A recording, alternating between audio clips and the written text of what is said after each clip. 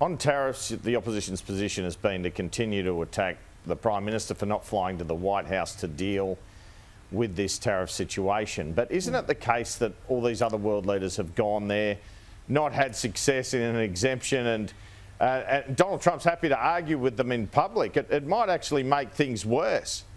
Might make things better for the opposition, by the way, but it might make things worse for the Prime Minister. We take no pleasure in this outcome, Andrew. We are bitterly disappointed for Australians that this exemption was not secured. I'm talking to you from the Riverina, beef capital of southern New South Wales. We're very worried about the future. Now, the problem here is that this is a Team Australia moment. This is a Team Australia moment. But where was the captain of the team? He wasn't there. He didn't actually go to the US.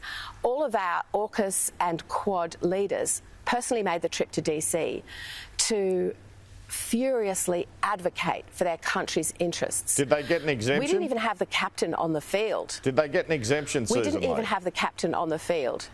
Well, we know the answer to that, Andrew, but I'm talking about supporting an effort that didn't even take place. There wasn't even the effort made, and that's the problem. You even just had the Trade Minister acknowledging, oh, well, I don't need to travel. I mean, he seems to travel, frequently around the world. I don't need to travel. I can just kind of dial up.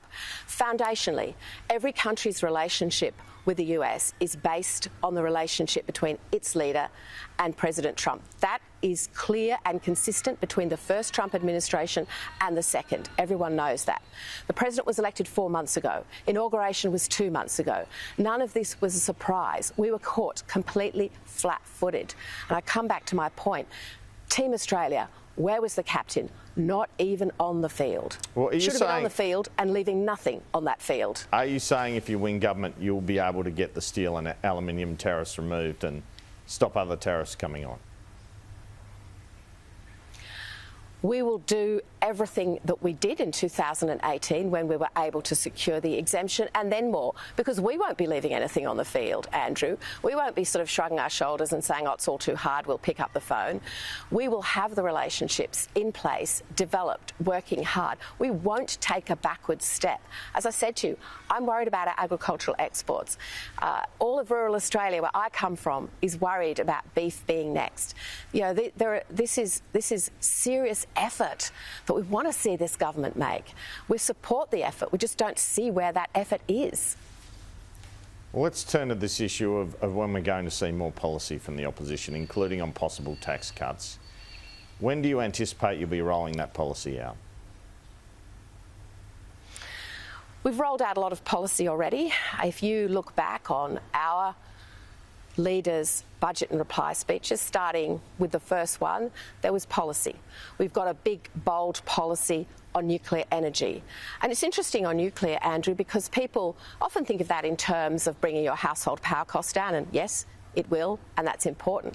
But it's actually a game-changing economic policy for the next generation, for the next 100 years. It will enable Australia to take its place with energy competitiveness, an area where it's falling behind, and actually bring real manufacturing, advanced manufacturing, high tech to our cities, towns, industry and our national output. Now, all of that is falling terribly behind with a government that says nothing is being manufactured in Australia. So I want to point to that as a real visionary policy. What about tax cuts? I want to point to another one, which was our mental health policy. Well, as I've always said to you, Andrew, we will make our announcements on tax and other policies in the lead up to the election. We're not in the election campaign yet. We have given always a sense of our vision, a sense of our values and serious policy, housing policy, mental health policy, assistance, as I said, for Australians to find their way into their own home. And some of this has been announced, some will be announced in the lead up to the election. All right, you've had an uphill battle to get the women's vote, the Liberal Party. There's been a couple of Sundays now we've seen health announcements aimed at women from the federal government, IVF and endometriosis on the PBS this time. Do you support that announcement?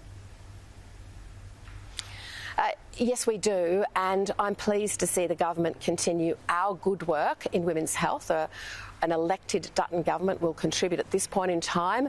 There may be more announcements, of course, more than $580 million towards specific women's health measures. And I want to point, Andrew, to endometriosis, because 1 in 7 Australian women suffers from this, and for too long it hasn't been properly accepted by our doctors and by our health system. And I've sat in roundtables with women, with doctors, with those who treat this and other women's health conditions, and reassure them of our very strong support. So yes, I am pleased to see the government continue this work. I make one point about one of the drugs listed today for endometriosis, and it was actually recommended to be listed over a year ago, I believe. Now, I don't think it's good enough when the process is through the Pharmaceutical Benefits Advisory Committee and you know, the sign-offs, if you like, to say, yes, this drug can go on the market, it is safe and it is effective, that a government would wait a year to list it. So I'm very critical of that, because women who are suffering should have had that drug available to them much earlier than this. Are there policies that you're going to have that are good for women, you know, that are aimed towards them? I guess the government's jumped on this work from home policy that's not necessarily good for people and good for women. They're pushing ahead in this area. You've got the contests against the Teals. Are there policies you think will address some of those concerns? Yes, there are, but the most important policy for women, and this is not me telling women what to think, I sit with groups of women every day all across this country, is they want a strong economy. They know that their families can't afford another 3 years of labour. They know we have to get back on track. They know that when they're continually juggling rising prices, grocery bills, electricity bills, insurance costs, the kids going back to school, so much that they worry about, as often the women are the managers of their family's logistics and their family's happiness, and they're really anxious about cost of living, and that's the first thing that they say to me in any situation. So I think we must put that front and centre, and we are putting that front and centre in terms of our economic plan. With respect to the Teals, of course, they can't promise anything. No, they said they'd change Canberra. They came to Canberra. I think Canberra has changed them. And when you look at their voting record, and when you look at, as I said, the fact that they just haven't delivered anything for their communities, they can't promise them that people's lives will get easier. They can't back in aspirations that families have for themselves, for their future.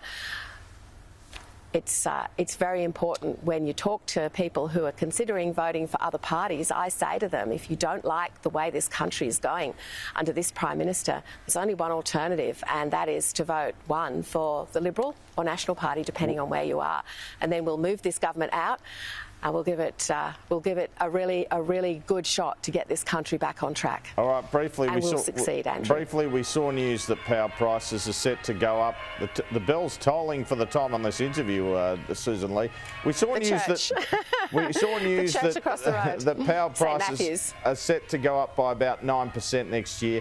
If the government puts up more energy bill relief or increases it in the budget, will you support it? I'll wait and see. We'll wait and see what comes forward in the budget. Remember, this is a budget the government has done everything to avoid, everything. And they had plenty of time for their first 3 budgets, and what a woeful effort they were. All right. So I'm not holding out much hope for this one. Hang on, it's a direct question. We're nearly out of time. Will you support that energy bill relief? We will see what the budget brings down, and we will make a decision then, Andrew. Deputy Liberal Leader Sussan Ley. Stay tuned for a budget and reply, because I can assure you it'll be good. Okay, Sussan Ley, thanks for your time. Thank you.